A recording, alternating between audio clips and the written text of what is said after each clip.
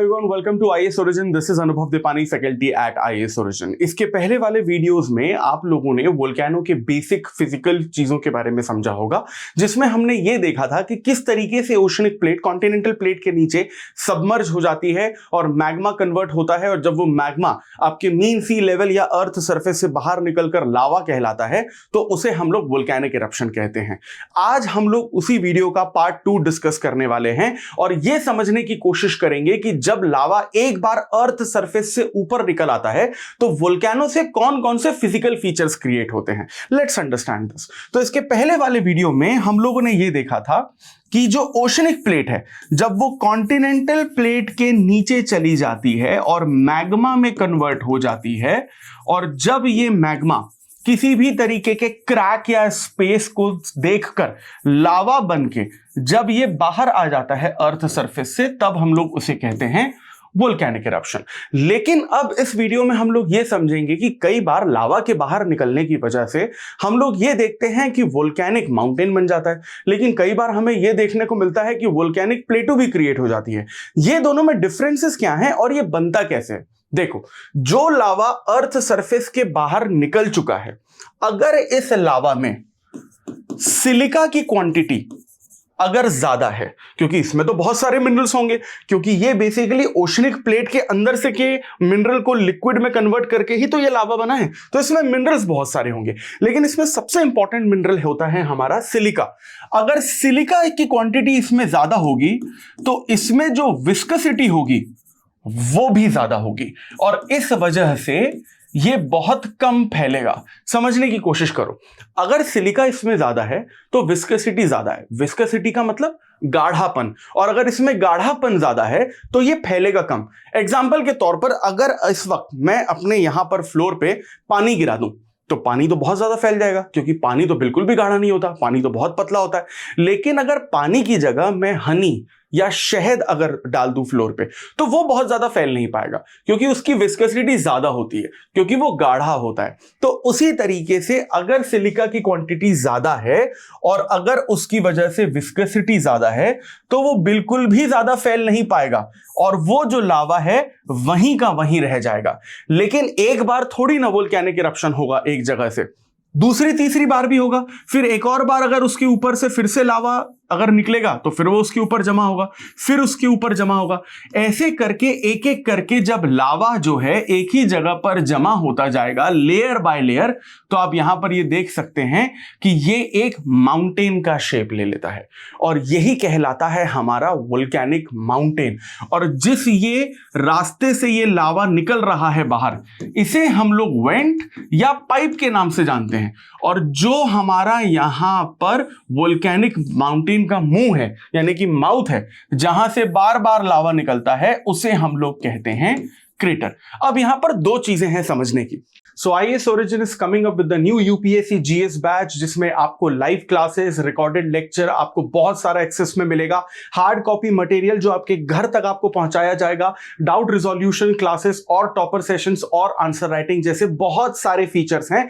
सभी फीचर्स को डिटेल में जानने के लिए डिस्क्रिप्शन में जो लिंक दिया गया है उसे क्लिक करिए और आईएएस ओरिजिन के ऑफिशियल नंबर पर कॉन्टैक्ट करिए। पहली चीज तो ये है, पहला डाउट तो ये आता है कि हमने तो कभी जमीन से लावा निकलता देखा ही नहीं, हमने तो हमेशा पहाड़ से ही लावा निकलता हुआ देखा है, किसी भी एक माउंटेन की पीक से ही लावा निकलता है। देखो, आज की डेट में आप जितने भी माउंटेन्स देख रहे हो जहां से बेसिकली लावा निकल रहा है, वो माउंटेन की पीक से या फिर क्रेटर से ही निकलता है। लेकिन जो माउंटेन आज आप देख रहे हो 2024 में, जहां पे माउंटेन के क्रेटर से लावा निकल रहा है, हजारों लाखों साल पहले वहां पर वो वोल्केनिक माउंटेन नहीं था, यानी कि वहां पर पहली बार जमीन से ही लावा निकला था। और जब जमीन से लावा निकला पहली बार, उसके बाद कंटिन्यूअसली उसके ऊपर लावा की लेयर्स जो हैं बिल्कुल इसी तरीके से जमा होती गई और वो वोल्केनिक माउंटेन में कन्वर्ट हो गया। दूसरी चीज समझने की ये है कि जब एक बार कहीं से लावा निकल गया तो बार बार वहीं से लावा क्यों निकलेगा? देखो, इसके लिए आपको एक अच्छे से इमेजिन करना पड़ेगा, जो मैं आपको बता रहा हूं। इमेजिन करो कि ये जो मेरा राइट हैंड है, इसमें मेरी फिंगर से लेके मेरी एल्बो तक ये पूरा मेरा हाथ, ये ओशनिक प्लेट है, ठीक है? और ये लेफ्ट हैंड मेरा कॉन्टिनेंटल प्लेट है। अब हमने पिछले वीडियो में देखा था कि ओशनिक प्लेट और कॉन्टिनेंटल प्लेट जब एक दूसरे से टकराती हैं तो ओशनिक प्लेट जो है वो कॉन्टिनेंटल प्लेट के नीचे सबमर्ज हो जाती है, करेक्ट। तो जब हम लोग यहां पर ये देखते हैं कि जब ये प्लेट एक बार सबमर्ज हो जाती है तो ये लावा में कन्वर्ट हो जाएगा, मैग्मा में कन्वर्ट हो जाएगा, बाहर निकल जाएगा, वोल्केनिक इरप्शन हो जाएगा। लेकिन इसके बाद ये ओशनिक प्लेट रुकेगी नहीं, ये और सबमर्ज होगी, तो फिर और लावा बनेगा और वोल्केनिक इरप्शन होगा, उसके बाद और सबमर्ज होगी और सबमर्ज होगी और सबमर्ज होगी, और ये तब तक सबमर्ज होती जाएगी जब तक ये ओशनिक प्लेट पूरी तरीके से मॉल्टन रॉक में कन्वर्ट होकर लावा बन के बाहर न निकल जाए। इसीलिए इसी को हम लोग कहते हैं एक्टिव वोल्केनो। और एक बार जब ये बेसिकली पूरी ओशनिक प्लेट खत्म हो जाएगी, लावा पूरी तरीके से खत्म हो जाएगा, तो उस माउंटेन से, वोल्केनिक माउंटेन से लावा निकलना बंद हो जाता है। तो अगर सिलिका की क्वांटिटी ज्यादा है तो विस्कोसिटी भी ज्यादा होगी और वो बेसिकली ज्यादा फैलेगा नहीं और वो वोल्केनिक माउंटेन क्रिएट करेगा। लेकिन अगर इसकी अलग सिचुएशन हम लोग देख लें और फिर से यहां पर हम लोग मीन सी लेवल देखें और फिर से हम कॉन्टिनेंटल प्लेट को ओशनिक प्लेट से कन्वर्जेंस कराएं, ओशनिक प्लेट अगेन नीचे चली जाएगी, सबमर्ज हो जाएगी, ये मैग्मा में कन्वर्ट हो जाएगा और फिर ये लावा बन के बाहर निकलेगा। लेकिन अगर इस बार इसमें सिलिका की क्वांटिटी कम रही तो इसमें जो विस्कोसिटी है वो भी कम रहेगी और ये आपका लावा जो है वो फैलेगा बहुत ज्यादा। और जब ये लावा बहुत ज्यादा फैलेगा तो ये एक जगह पर कभी नहीं टिक सकता, ये इस तरीके से सारे के सारे लैंड एरिया पे फैल जाएगा।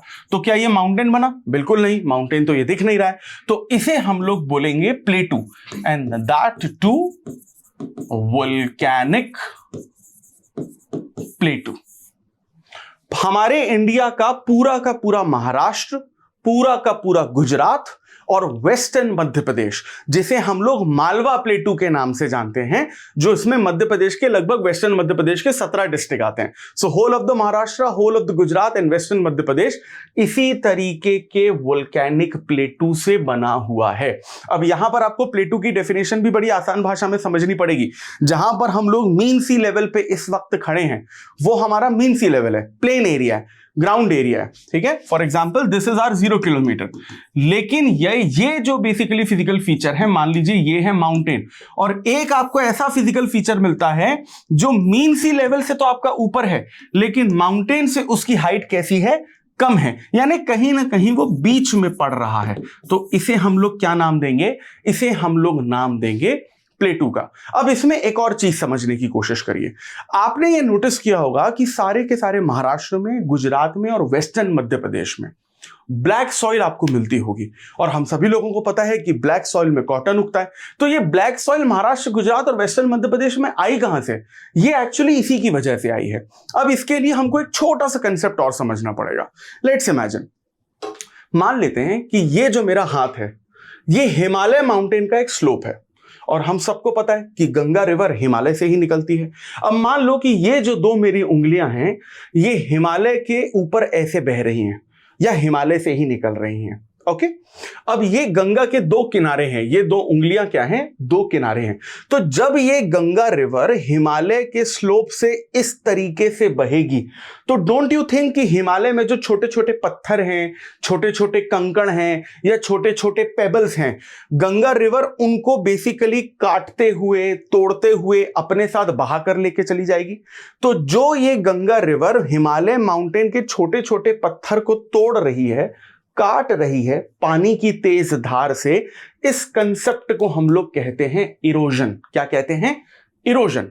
एग्जाम्पल के तौर पे अब वही नदी सिर्फ हिमालय पे तो नहीं बह रही है, अब ये वोल्केनिक प्लेटू जो आपके गुजरात, महाराष्ट्र और वेस्टर्न मध्य प्रदेश में बना हुआ है, इसके ऊपर भी तो नदियां बहती हैं, 100% बहती है। इंडिया की जो 5th लार्जेस्ट रिवर है या सेंट्रल इंडिया की जो लार्जेस्ट रिवर है, नर्मदा नदी, जो मध्य प्रदेश से ही निकलती है, वो तो इस प्लेटू पे बिल्कुल बहती है। अब नर्मदा नदी ईस्टर्न मध्य प्रदेश में एक डिस्ट्रिक्ट है जिसका नाम है अनूपपुर, और वहां पर एक अमरकंटक पहाड़ी है वहां से आपकी नर्मदा नदी निकलती है। नर्मदा नदी ईस्टर्न मध्य प्रदेश से होते हुए, सेंट्रल मध्य प्रदेश से होते हुए, वेस्टर्न मध्य प्रदेश से होते हुए, महाराष्ट्र बॉर्डर को टच करते हुए गुजरात में जाती है, जहां पर सरदार सरोवर बांध बना हुआ है। और गुजरात को क्रॉस करते हुए ये अरेबियन सी में गिर जाती है। अब अगर यहां पर हम लोग ये देखें कि आपकी नर्मदा नदी जो है इस तरीके से इस प्लेटू के ऊपर बह रही है, तो जो काम गंगा नदी ने किया था हिमालय के लिए, क्या वही काम नर्मदा नदी इस वोल्केनिक प्लेटू के लिए नहीं करेगी? जब ये नर्मदा नदी इस वोल्केनिक प्लेटू पे बहेगी वेस्टर्न मध्य प्रदेश में, पूरे के पूरे गुजरात में, महाराष्ट्र बॉर्डर के साथ, और दूसरी नदियां भी बहेंगी, तो जिस तरीके से गंगा ने हिमालय के छोटे छोटे पत्थर को, कंकड़ों को, पेबल्स को तोड़ा था, इरोड किया था, उस तरीके से ये भी तो बेसिकली यहां पर इरोजन लेकर आएंगी। और जब ये इरोजन लेके आएंगी तो आपका ये जो बेसिकली वोल्केनिक माउंटेन है, ये छोटे छोटे पेबल्स में इस तरीके से टूटने लगेगा। और ये जो छोटे छोटे पेबल्स आपको दिख रहे हैं, ये ब्लैक कलर के होंगे, और इन्हीं छोटे ब्लैक कलर के पेबल्स को हम लोग किस नाम से जानते हैं? हम लोग इसे ब्लैक सॉइल के नाम से जानते हैं। और ब्लैक सॉइल को हम लोग कॉटन सॉइल या रेगुर सॉइल के नाम से भी जानते हैं। इसीलिए महाराष्ट्र, गुजरात और वेस्टर्न मध्य प्रदेश में आपको ब्लैक सॉइल देखने को मिलती है, और ब्लैक सॉइल की वजह से आपको यहां पर सबसे ज्यादा कॉटन का एग्रीकल्चर देखने को मिलता है। कॉटन के एग्रीकल्चर की वजह से यहां पर आपको सबसे ज्यादा टेक्सटाइल मिल्स देखने को मिलती है, यानी कपड़े बनाने के कारखाने देखने को मिलते हैं। इसीलिए इन 3 जगहों पर आपको इंडस्ट्रीज, फैक्ट्रीज, एम्प्लॉयमेंट ज्यादा देखने को मिलता है, इकोनॉमिक एक्टिविटी ज्यादा देखने को मिलती है। इसीलिए महाराष्ट्र, गुजरात इंडिया के सबसे ज्यादा डेवलप्ड स्टेट्स में भी आता है।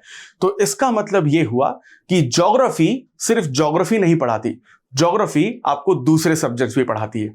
और इसी तरीके के इंटरेस्टिंग टॉपिक्स को अगर आपको डिटेल में और आसान भाषा में समझना है, जो आपकी यूपीएससी सिविल सर्विसेज एग्जामिनेशन की प्रिपरेशन को और भी इजी बनाएगी, so for that please stay tuned to IAS Origin, like, share and subscribe this channel. I will see you in the next video. Thank you very much.